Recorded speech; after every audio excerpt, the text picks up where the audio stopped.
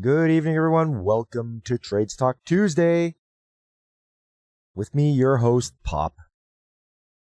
And you guys know, some of you know, but if you're new here, this stream looks at things from an industrial point of view. We'll look at the skilled trades. We'll look at and see what's going on out there. Is there new businesses being created? Is there businesses shutting down? Are we having a lot of strikes?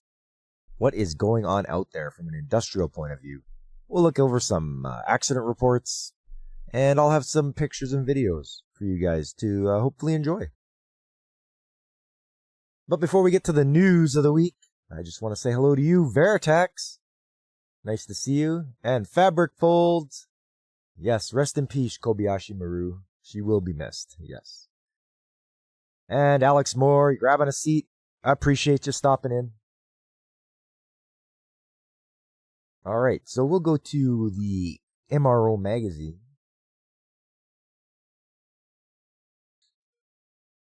And we'll have a look and see what they have here. Purity Gas secures major contract for on-site nitrogen systems in Alberta's oil sands. That's a big thing. The oil sands are quite a large part of the economy.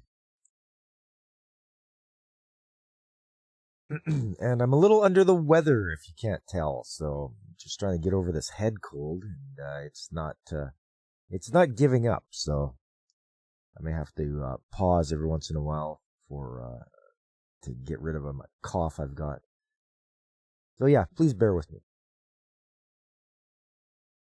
Purity Gas has signed an 8-figure contract with a large integrated oil and gas company following a year-long pilot project, according to a company press release. The deal involves installing Purity Gas NitroVault enclosures at multiple sites in Alberta's Athabasca oil sands. Purity Gas, based in Lancaster, Ontario, designs, installs, and maintains nitrogen generation systems across North America. Alan Hopkins, one of the company's co-founders, stated that large users of nitrogen gas partner with Purity Gas to reduce expenses, ensure reliability, and meet sustainability targets, according to comments in a press release. The company's proprietary NitroCenter systems, which can be installed indoors or in a climate-controlled NitroVault enclosures, reportedly replace traditional deliveries of liquid nitrogen. I sounded worse on Sunday stream, so progress is made. Thanks, Fabric. I'm glad I'm sounding a little better today.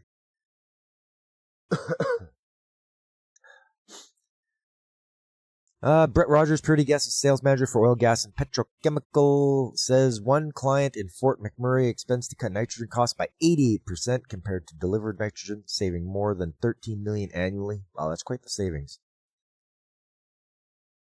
In the press statement, Rogers also noted that transportation costs account for up to half the price of delivered nitrogen. He added that on-site generation eliminates risk associated with delivery delays, which can have significant financial impacts. If the trucks are late or don't show up, the financial impact is usually measured in millions of dollars. There's simply no need to take the risk when you can have a reliable, continuous supply and total independence. Chris Stiles, Purity Gas' other co-founder, said the company has been making investments in its presence in the Athabasca oil sands to support current and future projects. As our energy sector clients focus efforts on continuous improvement by investing in our technology, we'll continue to invest in their success. There you go. So they're just they're not even having to transport it anymore. They just make it on site. So that's good. I'm sure they use nitrogen for a lot of stuff. I couldn't tell you what, but if they're using so much of it, they need their own generator of it on site. It says a lot. And oil sands are willing to do that. They're willing to make that investment to cut their costs.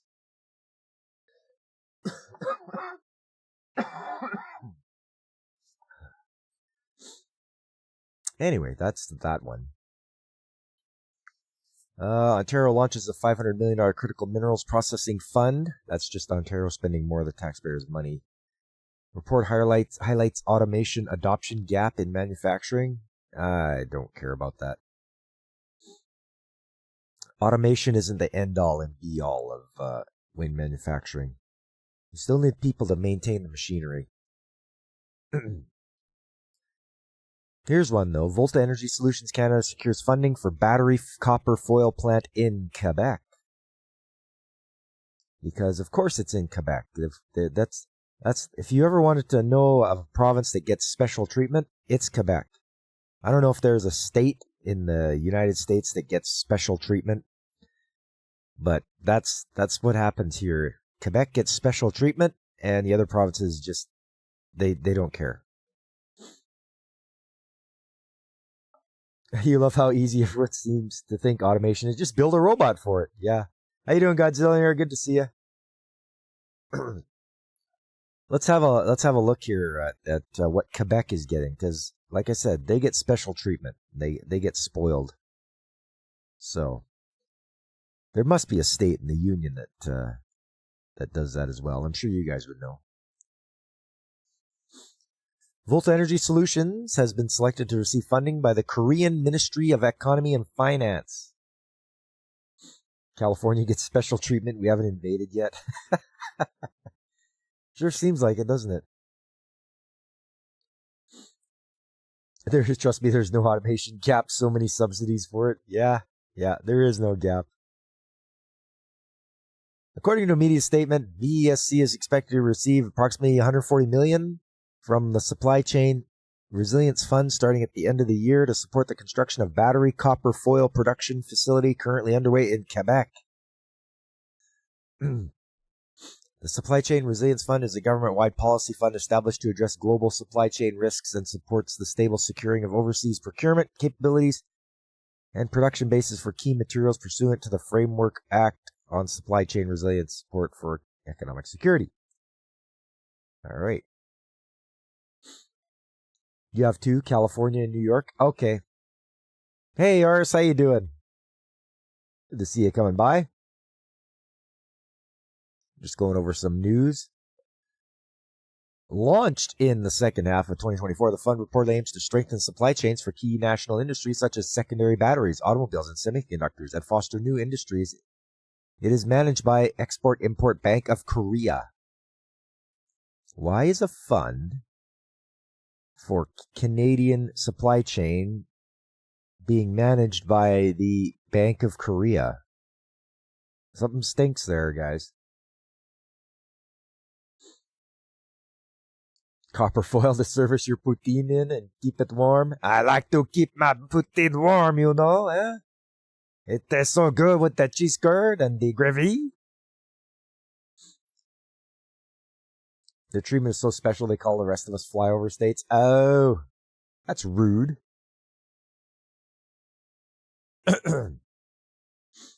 In addition to securing the Supply Chain Resilience Fund, VESC has also raised additional funding for its Canadian battery copper foil plant, accelerating its expansion in the North American market. VESC has secured further financing through a syndicated loan from the Export-Import Bank of Korea and the Korean Development Bank, which totals $300 million, approximately 416 Canadian dollars, if combined with existing financing from the Korea Trade Insurance Corporation and Export Development Canada. Okay. Yeah, they haven't specified which Korea. I find that funny too, Godzilla. It's like, yeah, which one? The company stated that the production facility is expected to begin operations after completion in the second half of 2026. Production capacity will initially be 25,000 tons per year, gradually expanding to a maximum of 63,000 tons, depending on market demand. Mass production is expected to begin in 2027. Volta Energy Solutions Canada is an overseas subsidiary of Solus Advanced Materials, a Korean company engaged in advanced materials businesses for the electric vehicle and display industries. Okay. Maybe they need math agents for county cashier politicians can't count.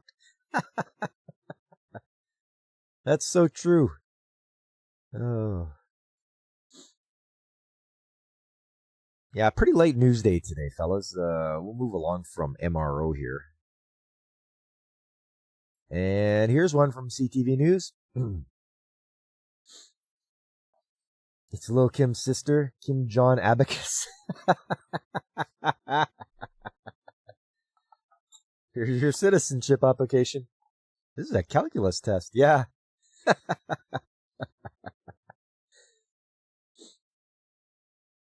We'll see what the most in-demand trades for Northern Ontario are. This ought to be interesting.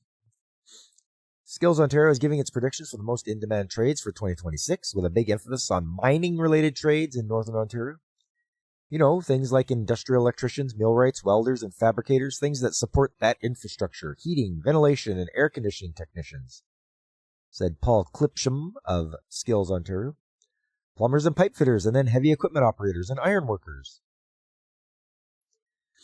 Clipsham said they compiled information from many of the training delivery services, the colleges, our partners with Skills Ontario, and of course our industry partners, as well as giving us a pretty good sense of where the demand is.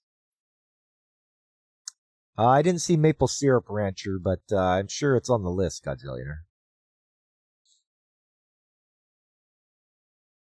Cambrian College has roughly 2,000 trade students who are eager to get into the workforce and help solve the skilled trade shortage. I mean, I don't know if they're thinking about helping solve the trade shortage. They're probably just thinking about, hey, I get a job that pays me. Their social media censor a trade. I don't think you need a ticket for that. There have been more interest in trades recently, says Kim Crane from Cambrian College. Our domestic enrollment is up compared to, say, even last year or the year before that. So yes, the interest is definitely showing in our enrollment numbers. Crane said that with more than 140 registered trades in Ontario, opportunities are widely available. There's a skill shortage, she said. Wow, she's a genius. And there are a lot of opportunities we are developing as a country. There are a lot of opportunities we are developing as a country. Every politician is talking about increasing construction. You need tradesmen for that. Tariffs have an impact. Oh, here we go. Time to blame the tariffs.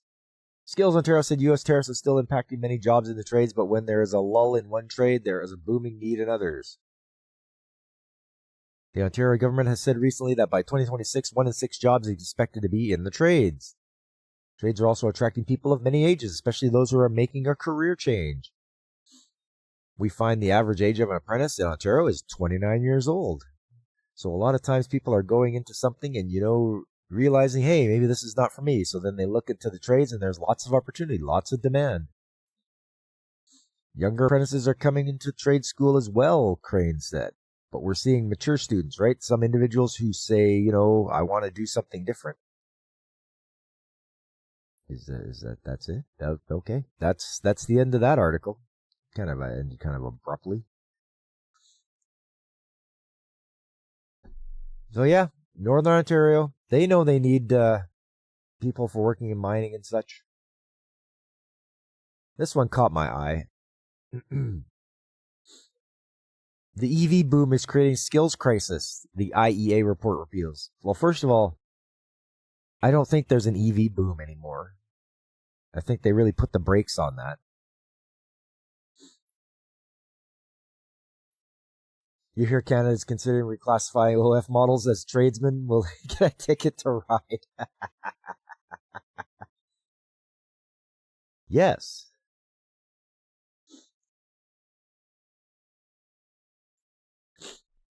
An increase in roles related to electric vehicles, or EVs, is reshaping the global employment landscape, according to the International Energy Agency. Well, I guess you have to trust what the International Energy Agency says. Anything that says international, it's not elected or anything like that. So, EV go boom, yeah.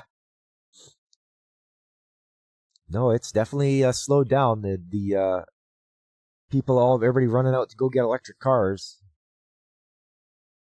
Its World Energy Employment report reveals that strong investment in energy infrastructure during 2024 propelled a 2.2% increase in energy jobs. A 2.2% increase. That's nothing. 2%. And it says there's a rate nearly double the average for the global economy. So 1%? I wouldn't, if it was like 50%, I'd be like, wow, that's crazy. But it's 2%. So, and this is from EV Magazine. So, of course, they're going to pump up, make it sound great. Oh, look at this. We need all these people because of the EVs. But it's only 2%. So, maybe slow down there, EV Magazine. The data gathered from more than 700 energy firms, trade unions, and educators details notable employment trends and growing shortages of skilled workers that it could affect the automotive industry's transition to electric. Yeah, Alex, yeah. Yeah, GGEVs, lol. Yeah. Since 2015, the energy sector has added over, does that say 1.6 million or 16? Okay, 1.6. Since 2015, the energy sector has added over 1.6 million skilled tradesmen positions. Fatih Birol, Executive Director of International Energy Agency, says energy has been one of the strongest and most consistent engines of job creation in global economy during a period marked by significant uncertainties, but this momentum cannot be taken for granted. Does he mean electricity? He's saying energy. Energy has been one of the strongest and most consistent engines of job creation. Energy. Anything can be energy. Does he mean electricity? So, yeah, this... I'm not putting too much stock in this one. The world's ability to build energy infrastructure depends on having enough skilled workers in place. Governments, industry, and training institutions must come together to close the labor and skills gap left unaddressed. These shortages could slow progress, raise costs, and weaken energy security. Of course it's going to raise costs. Sure, it's going to raise costs. That's what they always want to do. Oh, yeah, well... something for them to blame. It's like, well, there's a shortage of skilled tradesmen, so the cost is going to go up.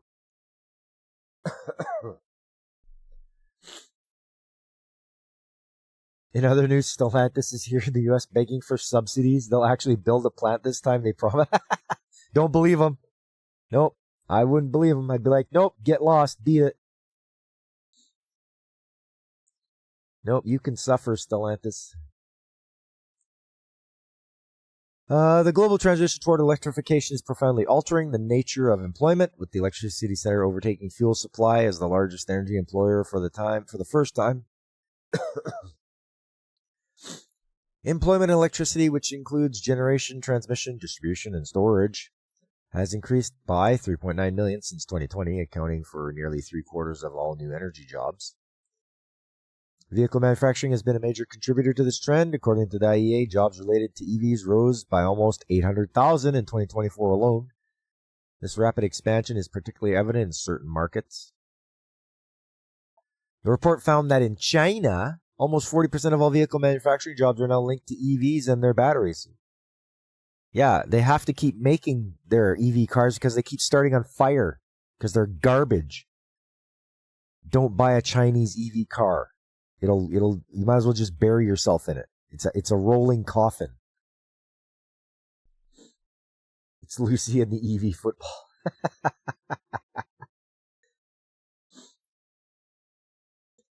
This growth stems from both the creation of new roles in areas like battery manufacturing and the retraining of existing workers to meet new industry demands. Despite the positive job growth, the report highlights a major challenge. Oh, here we go. We knew about this.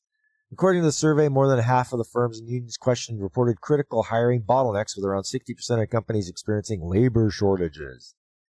These shortages are most acute in applied technical roles that make up over half of the energy workforce for the EV industry. This poses a direct threat to expansion plans from vehicle production to charging infrastructure rollout. The roles in the shortest supply include electricians, pipe fitters, electrical power line workers, and engineers. A country's capacity to scale clean energy technology, expand grids to support EV charging, and attract investment is dependent on having a sufficient workforce with the right skills. Okay, thanks, genius. I mean, we knew that. We also, in the chat here, you guys already know that there is not a sufficient infrastructure to do any kind of serious EV charging. So, until you see a bunch of that going on, then they're not really serious about it. Addressing the skills deficit requires a multifaceted approach. The report shows that retraining and reskilling existing energy workers could help fill some of the gaps. The IEA states that around 2/3 of the workers in oil and gas supply possess the foundational skills needed to transition into other energy fields, including renewables and EV-related industries. However, The IEA survey identifies training costs, lost wages, and a low awareness of available programs as the primary barriers to entry for energy-related training. To overcome this policy changes can be vital. They can get high-skilled workers for $2.65 an hour and all the poutine you can eat, eh? They can't. Yeah, they can't get a high-skilled worker. Oh, but poutine is so good. It's got the gravy and the cheese curd, eh? They got the French fried potatoes.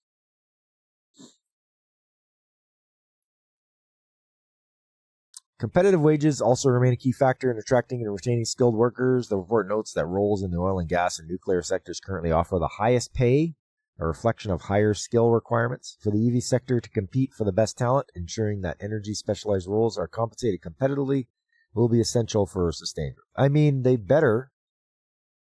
They keep yapping it up about EVs and all that. Well, you better start compensating people. You want a skilled tradesman? You're going to pay for them. Or you get what you pay for. Pay low, get low skilled people. Your EVs are going to be garbage. You pay people a decent wage. You get knowledgeable people who care about their job and they want to stick around. You'll get better quality. That's all there is to it. All right. Yeah, I only found these two today. I don't know if we should be listening to the IEA anyway. You know, you gonna trust this guy? This guy looks like a mafia don. Looks like he's gonna, stab you in the back as you're walking down the alleyway.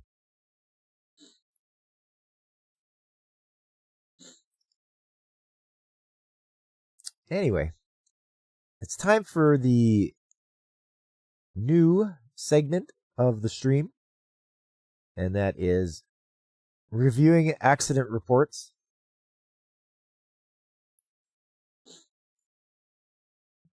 This one is from September 19th, 2017.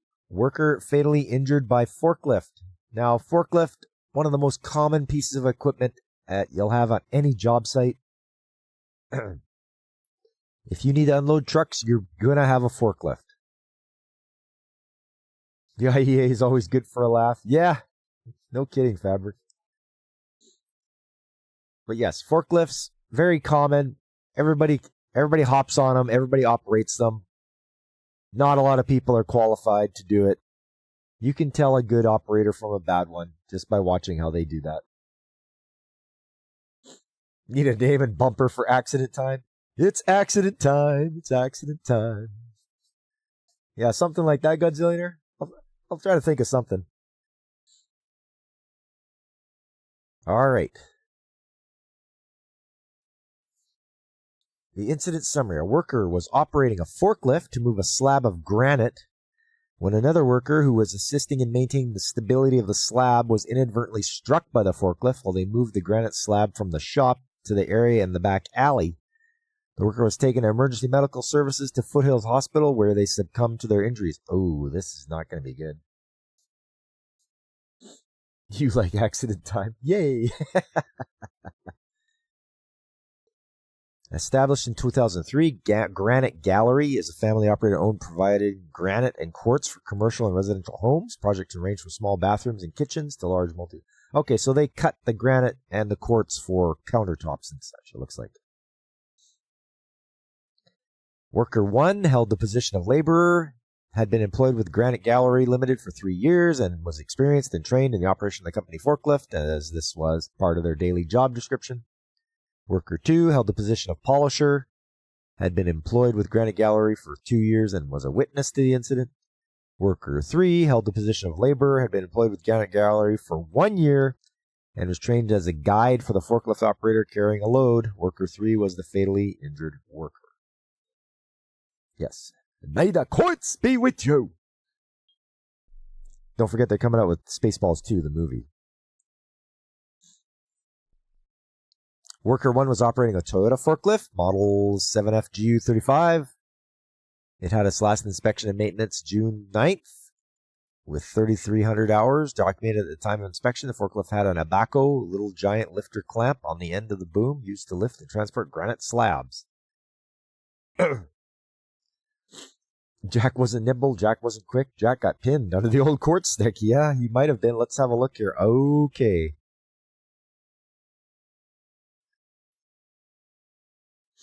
So, first of all, I noticed they've got the extension there on the forks. Oh, let's get a good shot of that. So that's how they lift up their quartz, it looks like. They've got an attachment that goes on the forks, and then they just lift it up from there. Speaking of quartz countertops, you've seen how cheap quartz countertops, not properly made, produce quartz dust in your house, leading to permanent. Oh, no way. Okay, that's something good to know. Everybody, Godzilla says, be careful of your quartz countertops, especially if they've been done cheaply. You don't want to have lung damage from your countertops.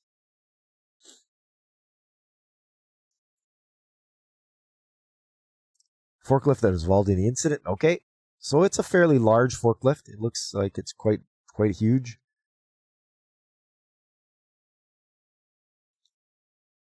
Okay, the Abaco little giant lifter, that's this thing. Designed for material thickness of 15 to 75 millimeters, these lifters with rubber-lined jaws were developed to handle material in slab or sheet form stacked in racks without damaging the material surface.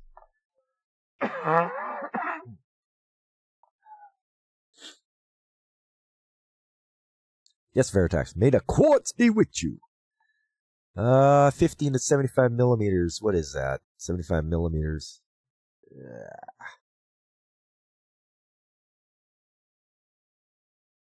7.5 centimeters. So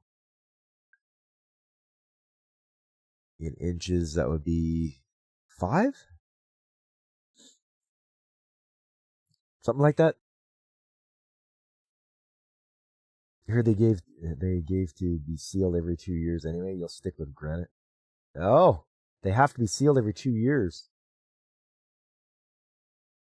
Okay, so that's that thing, the little giant lifter. There it is. They got a better. So it's got 2 jaws here, and obviously the more you pull up on it, the more it clamps down and grabs on it. Only up to a certain size. Clamp attached to the end of the forklift without the granite slabs attached. Yes.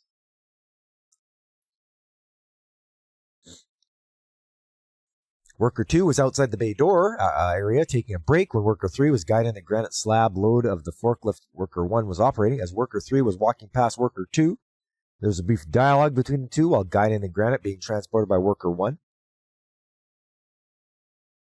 As Worker 2 was rounding the corner while holding the granite in their hand, Worker 1 was checking clearances as they were turning. Worker 3, with their head turned towards Worker 2, inadvertently left the line of sight of Worker 1, the forklift operator. In doing so, the forklift knocked Worker 3 down face first and ran over... Oh. He ran over Worker 3. Worker 2 yelled that Worker 3 had been knocked down. Worker 1, who was driving the forklift, stopped, not realizing Worker 3 was under the forklift. Worker 1 immediately backed the forklift up off Worker 3, called for help. Several other workers within the shop came out to assist the injured worker. EMS was called and transported Worker 3 to Foothills Medical Center. Workers succumbed to their injuries 2 days later. Ew. A review for enforcement action was completed, and it was determined that prosecution or an administrative penalty were not appropriate based on the circumstances surrounding this incident. Okay, so, yeah.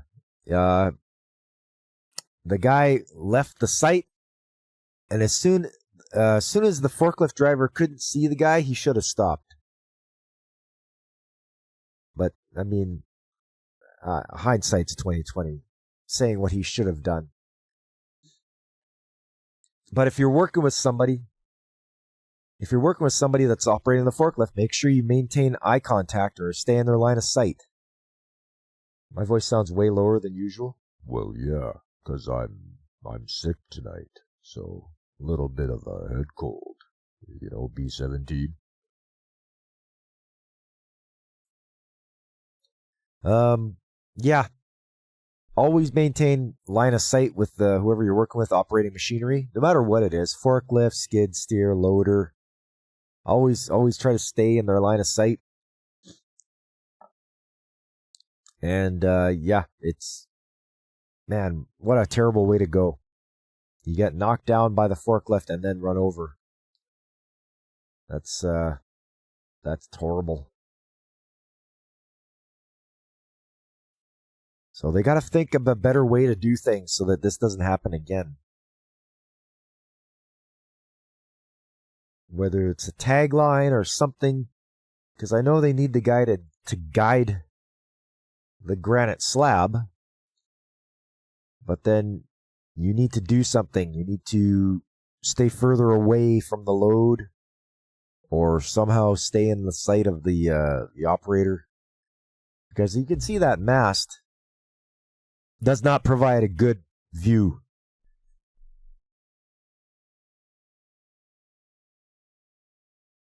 The sentence is so weird. Worker 1 who was driving the forklift stopped, not realizing worker 3 was under the forklift. Would they have preferred that he run them all the way over? Yeah. Thanks, B17. I'll get better soon, I hope, as well.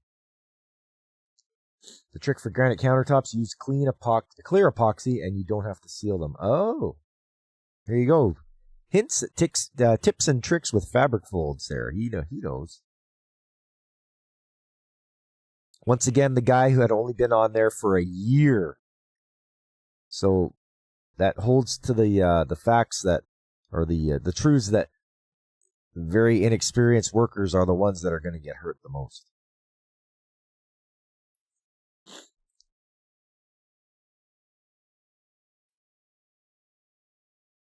So yeah, that's a lesson for us all. Always pay attention, head on a swivel. Make sure you're in line of sight of the operator of the forklift, because these things don't stop. These things weigh, tens of thousands of pounds. If they're meant to lift, let's say 5,000 pounds, then they have to weigh at least 10. It makes sense. You want to lift 5,000 pounds? Well, your thing has to weigh, 10,000 or 12,000, just so it has that counterweight. You bet he wasn't forklift certified? Oh, forklift certified. Yeah, I don't know if he was or not. He probably was, because it says he was trained. It says he was experienced and trained in the operation of the company forklift. So, yeah, you versus forklift wins. Any big piece of equipment is gonna win. For me, it's skid steer, forklift, rail cars. Rail cars get people a lot because they're so quiet. You don't hear, like, they don't have an engine or anything on them. So rail cars, if they start to move, you don't hear them, and they kill more people that way. Megatron is forklift certified. You're right, B17. Forklift is more dangerous than Megatron ever could be. Yep. Because not only do you have to worry about the forklift itself, but get people on there that are reckless. They figure they have to drive at high speed, take corners really fast, drive with their forks way up in the air. It's a recipe for just people getting injured. You don't need that. So always be wary, you guys. I don't want to hear about you guys getting injured by a forklift. Anyways, that's injury time. I think next up is going to be something related to the title of this stream. Pipeline protection. So, let's move along here. And I want to show you guys cathodic protection. Now, with cathodic protection, pipelines in the ground are going to corrode, and you don't want that. You do not want your pipelines corroding, because then it's really expensive. They get spills, environmental disaster, and you're paying lots of money. So you want to do everything you can to preserve your pipeline and make it last a long, long time. Humans love inventing things and then re-engineering them to be deadly. That's so true, B17. So true. Let's have a look here at cathodic protection. Okay, I don't care about you guys. Part of these comprehensive procedures.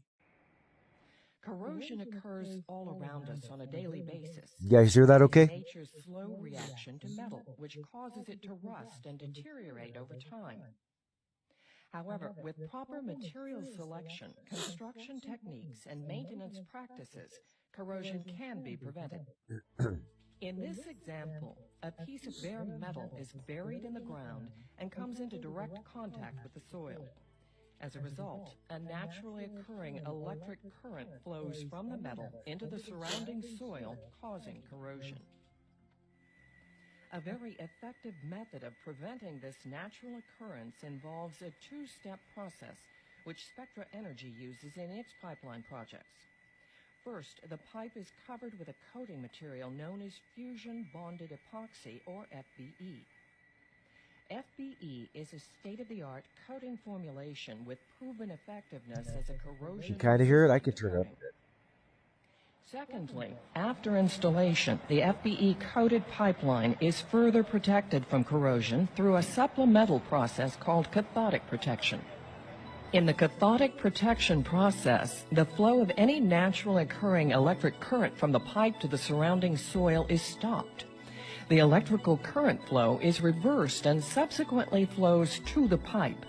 The redirection of the electric current from the pipe that we're protecting, called the cathode, to what we are sacrificing on purpose, called anodes, wards off nature's ability to create corrosion on the pipe. There you go. Cathodes and anodes. You hear about that a lot. But yeah, the pipe is the cathode. The anode is what you sacrifice, that does the corrosion rather than the pipeline. In this process, a type of system called ground beds are placed adjacent to the pipeline. A power supply induces a low-voltage DC charge through the ground beds and into the soil. Yeah, so you can see it says there's the rectifier. The pipeline is negative, the ground beds are positive, and then it allows the current to flow through so that the pipe isn't giving up for the corrosion. It'll be the anodes instead. These electrical charges introduced at strategic points along the pipeline force the anodes to deteriorate instead of the pipeline. The electric current used in this process is similar to that generated by a flashlight battery and is harmless to humans, animals, and the surrounding environment. Hey DJ, how you doing, buddy? Operating under federal regulations and Spectra Energy's own rigorous procedures, the effectiveness of the cathodic protection system is tested regularly. Anyways, this just goes on about their job, but I just wanted to show you guys what cathodic protection is, because I'm going to take you on a trip with me here. I'm going to take you guys on a trip where I go and check my pipeline. Let me just get set up here. First of all, I'll do my display capture. Look at that. It's Christmas theme. We got the waifu Christmas theme. The similar metal's bad, yeah. Alright. Here we go.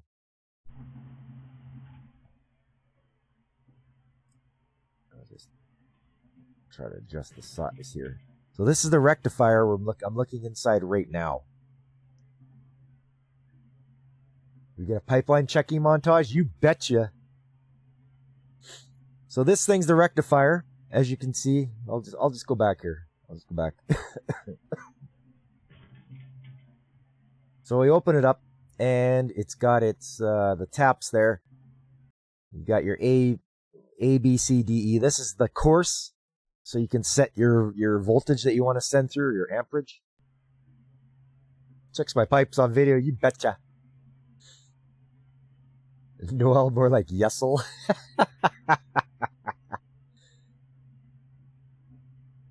Right there, you can read what the volts are, and there's the amperage.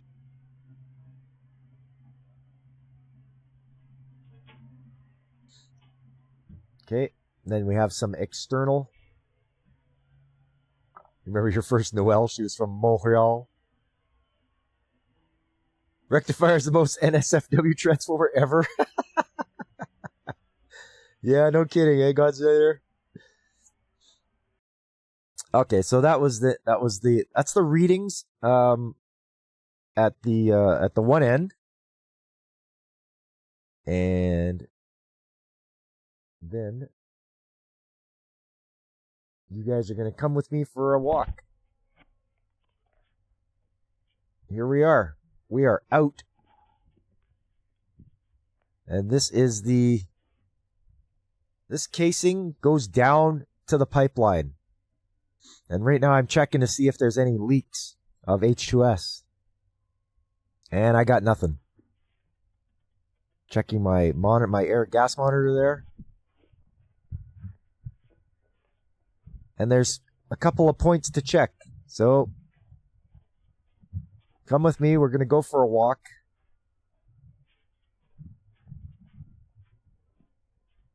And looking around, it's a pretty empty field.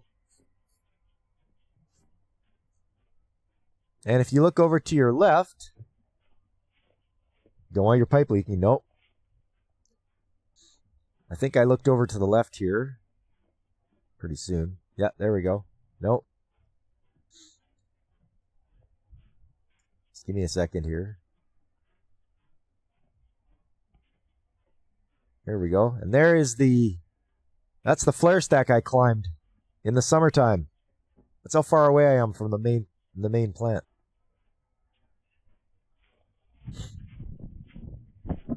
What happens if my sniffer picks up anything? Okay, then I gotta report it to the plant manager, and then it goes up the ladder, and then we get everybody gets involved to check and see why the pipeline is leaking.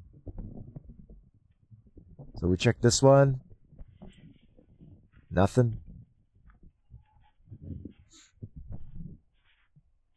And then there's one more point to check.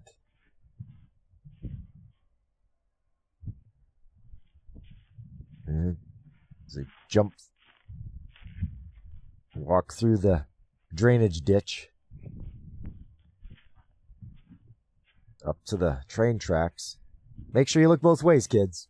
You gotta look both ways. Make sure there's no train coming.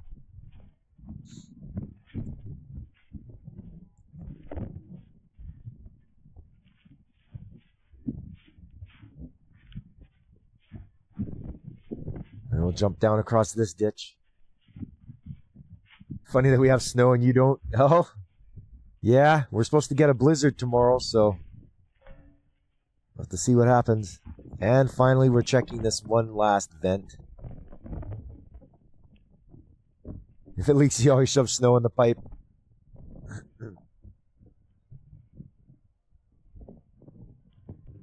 No, it's zeros all around. We're doing pretty good. It's been unseasonably warm. Hey, that's good for you, though, Fabric.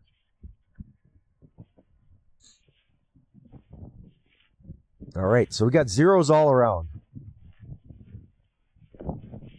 You put snow in your CPU coolant tank last night? Ooh, frosty. Once again, crossing the railroad tracks, but looking both ways first. Because you don't know if a train's coming.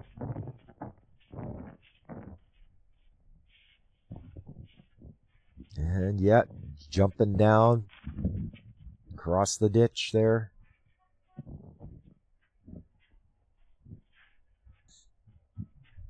And heading back.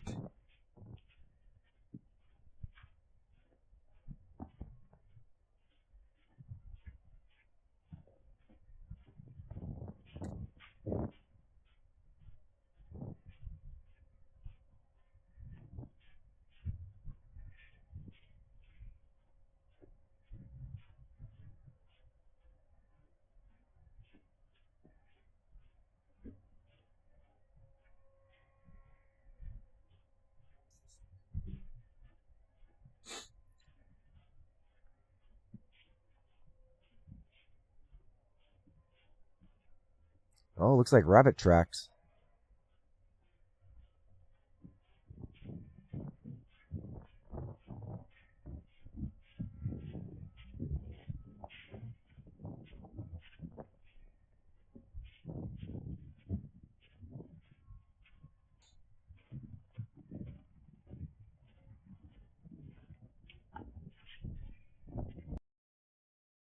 There you go.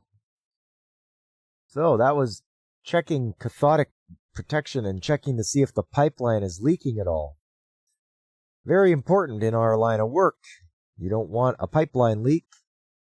It can lead to an environmental disaster and many people dying. So we got to do that. I do that monthly. Go out, check the pipeline, make sure everything is okay. It's duck season. But yeah, what do you guys think of my wallpaper? Hey, change it up for Christmas time there.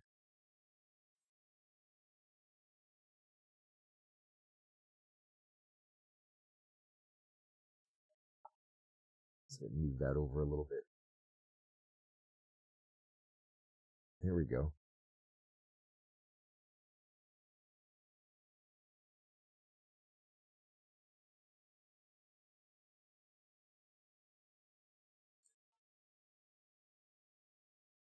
Anyways, that's what I wanted to get at today, knowing that not just our place, but other places will do that as well. Cathodic protection, very important. Protect those pipelines. Pipelines help move a lot of oil, gas, all that sort of stuff. And it's important to keep them in good shape. You can't move a lot of stuff by trucks or anything like that, so pipelines is the way to go. Yeah, New York has snow before you guys there. Hey, I'm snowing here.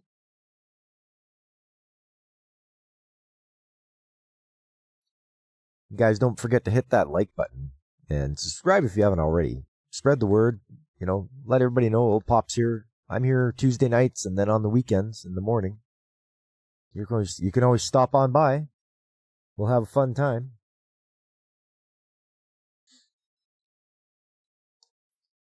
I'm just going to start wrapping things up here, though, fellas. Coming up on Saturday, which will be the next time I'm streaming, I'll be playing more Odin Sphere for the PlayStation 2. I'm really enjoying this game. They really did a good job on the story, and the artwork is just fantastic. And just it's that right amount of difficulty. It's hard enough, but it's not too hard. Gives you that challenge, and then you feel accomplished once you've made it past the hard parts. That's for Saturday. On Sunday Anime Chat, it will be the year in review, and we've already done the winter season and the spring. Now it's going to be summer season coming up. Let's talk about those shows in the summer that really kept us coming back and watching. I'll tell you mine, you tell me yours. We'll have a good old time. I know there's some really good summer shows. You can tell me what your favorite one was. And then finally, it's Tuesday again. More trades talk, more pictures, more videos, more accidents. And maybe I'll take Godzillionaire's suggestion or advisement and, make some like bumpers and flashy intros for the different segments of the show. Seems like a good idea. When I'm feeling a little better. Have some whiskey and plenty of rest and technically qualify as a medicine man. Nice! I will take your advice over any of those modern guys anyway, Fabric. I trust you more than I trust those quacks. But yeah, I'll have something that'll hopefully relax me and I'll be able to get a good night's sleep. And don't forget, fellas, when I'm not streaming, you can tune into other guys that are good streamers that I like to watch, like Pacific 4 and DJ Ronnie G, who was in the chat. You could visit DJ Ronnie G, his Monday show on Thursday. You want to talk tech, turtles, and astronomy, you go check out DJ Ronnie G. You can also watch Brandon the Anime Guy or Carl at the RNG Podcast. Punk Waddle. Everybody likes Punk Waddle. He's a great penguin. Trust the government. Yeah, okay, Alex. Oh, YouTube has a Gotchaman dub. Enjoy. Hey, nice. We like information like that. You guys find out stuff like that, throw it out there on the chat. Let the other guys know that, hey, look what's going on here. No problem, DJ. I got you, man. And don't forget, you can watch Infinite Metal. He's on Kick and Twitch. He's very entertaining. I just laugh whenever I'm watching him play his retro games. And then one of the VTubers out there is Call Me Kixie. You can watch her, have a great old time, family-friendly stream. She plays indie games. Just you're in for a good time when you tune into Kixie. She's usually on Saturdays in the afternoon. But I believe that's it for me tonight, fellas. I gotta go get some rest and hopefully heal up, get rid of this, shake this cold. We are from the government and here to help. That's one of the biggest lies you'll ever hear. The government doesn't help. They help themselves to your money. That's all they can do. They just spend your money and they have no accountability for it.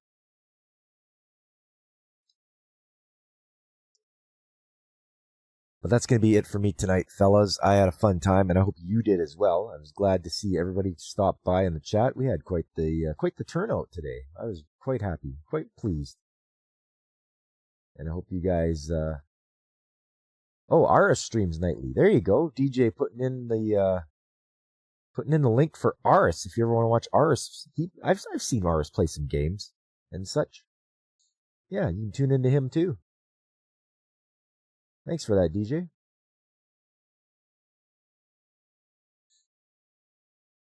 Yeah, and don't forget, everybody, I'll be here on the weekends, so I hope to see you guys. See you guys then. But until then, I've been Pop, and I am signing off.